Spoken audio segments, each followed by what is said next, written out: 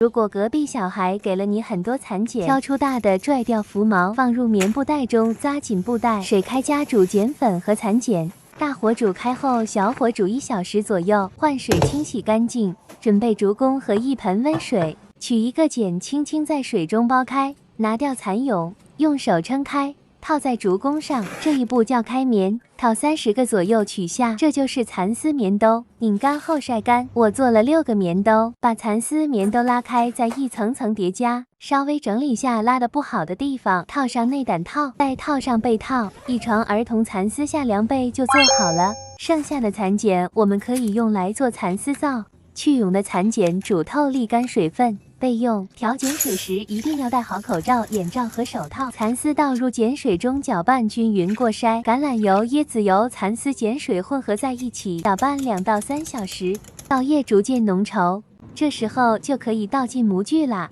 没有模具也可以用一次性纸杯，保温24小时后脱模。冷制皂做完以后不能马上使用，需要放在松木架上避光晾1个月才可以用。 最后剩下的蚕茧还可以再做一个蚕丝扇子。